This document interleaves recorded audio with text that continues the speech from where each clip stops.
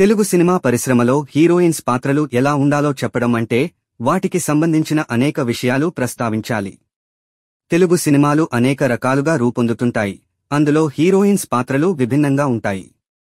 అయితే సాధారణంగా మంచి కథలు, పాత్రలు ప్రేక్షకుల హృదయాల్లో నిలిచిపోతాయి. ముందుగా హీరోయిన్స్ పాత్రలు కీర్తి సాధికారతను ప్రతిబింబించే విధంగా ఉండాలి. ఇప్పుడు మనం ఆలోచిస్తున్నప్పుడు అనేక సినిమాల్లో హీరోయిన్స్ పాత్రలు కేవలం అందం, ప్రేమ, కష్టాల పాత్రలకు మాత్రమే పరిమితమవుతాయి. కానీ ప్రస్తుతం ప్రేక్షకుల అభిరుచులు మారుతున్నాయి. కీర్తి సాధికారతను, ఆమె సత్తాను చూపించే పాత్రలు ముఖ్యమైపోతున్నాయి. ఉదాహరణకు మహానటి చిత్రం సావిత్రి జీవిత కథ ఆధారంగా రూపొందిన చిత్రం. ఇందులో కీర్తి సురేష్ తన నటనతో ప్రేక్షకులను అబ్బురపరిచింది.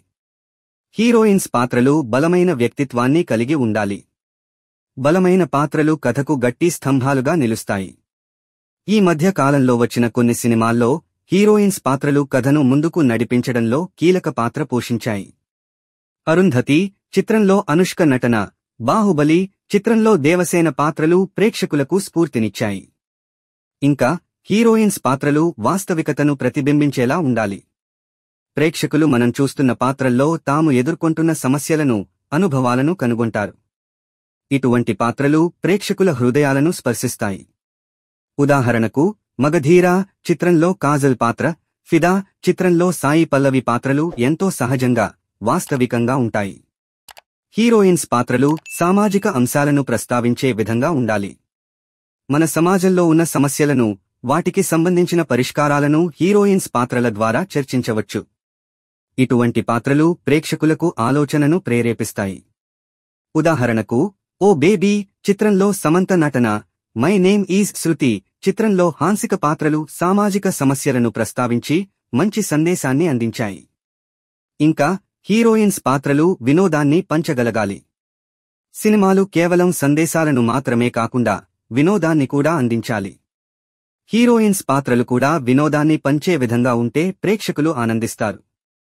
ఉదాహరణకు గీత గోవిందం చిత్రంలో రష్మిక నటన, పెళ్లి చూపులు చిత్రంలో రీతూ వర్మ పాత్రలు వినోదంతో పాటు మంచి సందేశాన్ని కూడా అందించాయి.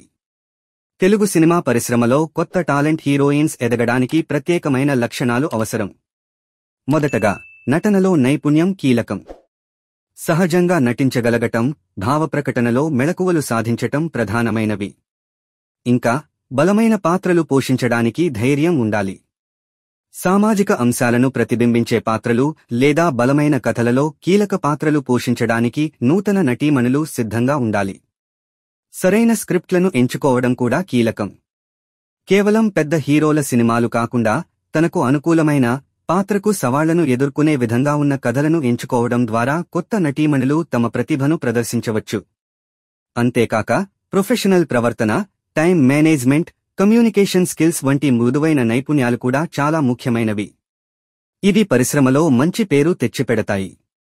మొత్తానికి తెలివైన కథలు, బలమైన పాత్రలు, సహజ నటన మరియు ప్రొఫెషనల్ ప్రవర్తన కలిగిన హీరోయిన్స్ కొత్త టాలెంట్గా తెలుగు సినిమా పరిశ్రమలో మెరుగ్గా ఎదగవచ్చు.